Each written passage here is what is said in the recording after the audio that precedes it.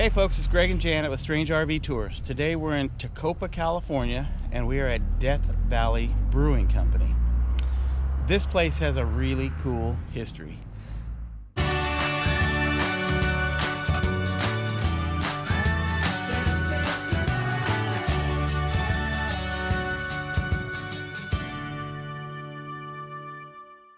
Alright, for some of you people that probably don't know, Tecopa is a small desert town that's known for its hot springs. It used to be an old mining town. There's still some mining, I believe, going on in the area. But now it has become a favorite place to hang out for foodies because of the hot springs, because of the dark nights that they have here. The stargazing is incredible. And it is also an old, kind of an old west mining town, kind of almost like a living ghost town. This area that we're right in front of right here is called Steaks and Beer, and they are known to sell a fantastic steak dinner. Runs about $40 a person. It's a five course meal, and they have locally brewed beers here. Now as we head right over here, this building that we're in front of here now used to be called the Snake Pit, and it was an old bar built back in the early 1900s, and it was known as a speakeasy also for the miners here. They were only allowed to sell beer and wine, but the bartender would keep gallon jugs of vodka, gin, rum underneath the bar, and he would only give it to some of the local miners, so they wouldn't, the secret wouldn't get out that it was actually a speakeasy and they were doing things they weren't supposed to. Now right behind this bar, about 100 yards back, is the old Tacopa Jail, which you may be able to see the roof line of it back there behind this building. If I can get this just right, it's right back above the fence here. And when miners and locals would come here to the Snake Pit to drink, whenever they would start running low on money, they would start a fight. Not because they were mad at anybody, but because the bartender would then have them arrested, and they'd be housed right at the jail 100 yards behind this building. And the miners would do that because the beer was cheaper in the jail than it was at the bar. So whenever they started getting low on money, they'd start a fight, get tossed in the drunk tank for the night, and continue drinking beer out there. In fact, the owner here of the brewery told us that there was more beer bottles around the outside of the jail than there was around the bar, that they would pass beer bottles through the windows of the jail into the prisoners. So anyhow, let's take a little walk around here. Now this side over here of what used to be the Snake Pit is now a bakery, and we hear that their baked items are fantastic too. Like I said, Tecopa has really become a foodie paradise. There's 4 or 5 little restaurants here in town. There's 2 breweries, and there's only 38 people that live here in town. They basically survive off of tourism. And this building right in front of me is the Death Valley Brewing Company. They brew real craft beer, and I gotta tell you, I've been to a lot of breweries. I just had one of their IPAs a little while ago. Their IPAs will match up against anybody's. They brew their beers in 30-gallon batches, and this guy should be proud. I mean, he brews a really good beer. So anyhow, right now they're only doing outside service because of COVID, but we'll show you the outside here. Get along here along their patio and let you see it.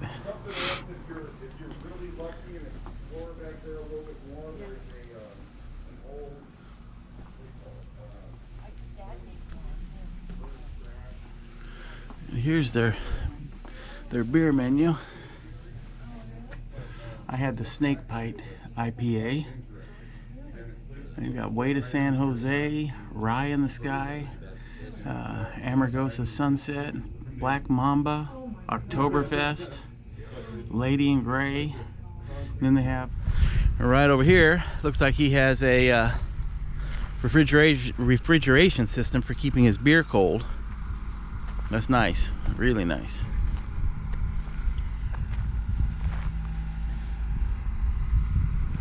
We'll walk on down through here. Oh, one thing right over here, this building right there, the small one with the white car in front of it, that was the old Tacopa Jail. That's where people would try to get themselves thrown into so they could buy cheaper alcohol. Right over here was the snake pit, so you can see how close they were to each other. The sheriff didn't have to go too far to go get somebody, I guess.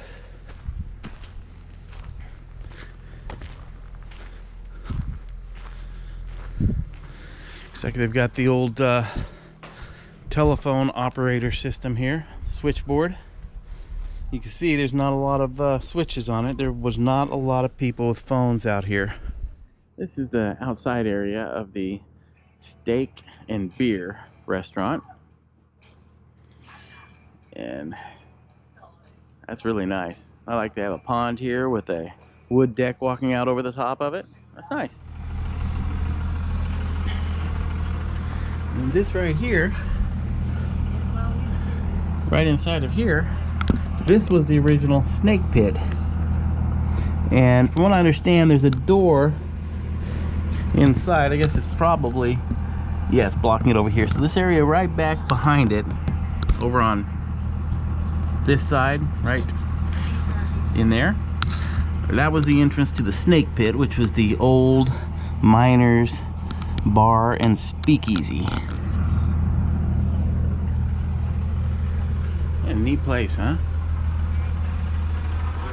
There's definitely some freaky shit that's here.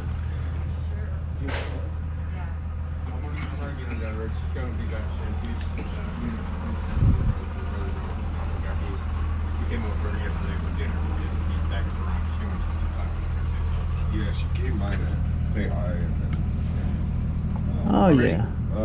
You can see part of the bar inside there. It's dark, but you can see back in there. Well, it was a pleasure meeting you. Enjoy your time out here. Neat place. Yeah, we're having a blast. Good. All right. That is a Celtic Kiss.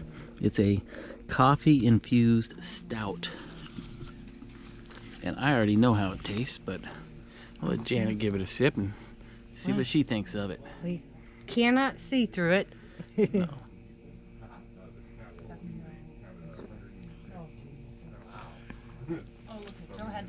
That's delish. Yeah. That's good. Yeah. He didn't overdo the coffee flavor in it, so it has a light coffee flavor for a stout beer, but it is really good. It's refreshing. There you go. Mm-hmm. I love it. You do? Let me see. There you go. That's really good. Is it?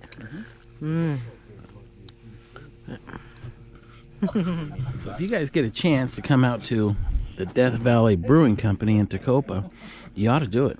I've had two of their beers, two completely different styles, and both of them were delicious. Yes. Yes. Really good. And Janet had a root beer. I'm not really big into root beer, and that was really, really good. You know, and they have a hard root beer, which I didn't get. I got regular root beer. It was good. Really good. Yep. And this is their, I guess you'd call it an outdoor beer garden. Fire pit here, which obviously hasn't been used much lately because of COVID. They're only open until 8 o'clock at night. Yeah, something like that. The post office is actually part of this property, and they lease from this family. Post office is right over there. Let me see if I can zoom in. And then the church behind it was actually gifted to the town folk from this family. Ah, So that's pretty cool. yeah. That is cool. There you go. Just for the community. That's neat. And we are right on the edge of Death Valley here. Yeah, this is 59 Old Spanish Trail Highway in Tecopa. Yeah. Yeah, Old Spanish Trail goes forever. Huh. Yeah. You know, they're right on the old Spanish Trail, and that's pretty cool. And if you come out here, be prepared to not only have an adventure, being able to go through some of the mines here and the hot springs and the trails, but also something to keep in mind: the people that live out here in the desert are extremely laid back. Right. It's like going from, you know, a city like Boston today during rush hour, and then taking a weekend break in Mayberry back in the 1960s. Yeah. It's really cool. Everybody here is very friendly. Right. They'll help you with anything you need. They'll give you directions. They'll tell you all the history. They'll show you around. Yeah, it's neat. And last we heard, like I said, there was only 38. It's 60. 60. Oh, There's 60. 60 people. 60 full-time residents here in Tecopa. So it's a very small area. Yeah. Very tight-knit community. There's literally no crime rate here. If anybody does steal your bicycle, there's only about 59 other people in town that you'd have to look at to figure out who has it. So,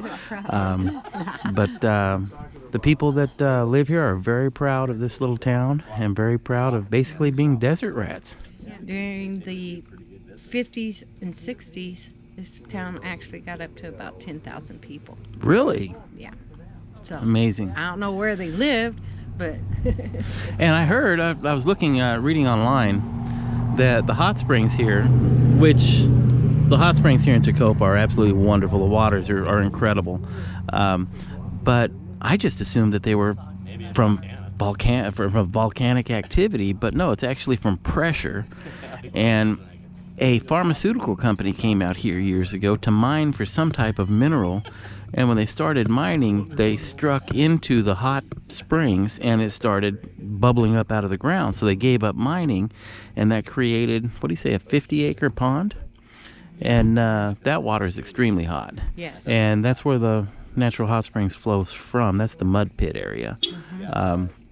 So the hot springs were actually formed by pressure. It's rocks moving underground, rubbing against each other is what formed the hot springs. But had a pharmaceutical company not come out here and drilled, they may have never known what was underneath this ground. Right. Okay. Okay, folks, well, if you enjoyed this video, please hit the like button, the subscribe button, hit the little bell up in the corner. Please share these videos. And you have anything you want to add, Miss Janet? Cheers. You guys have a great day. Bye-bye.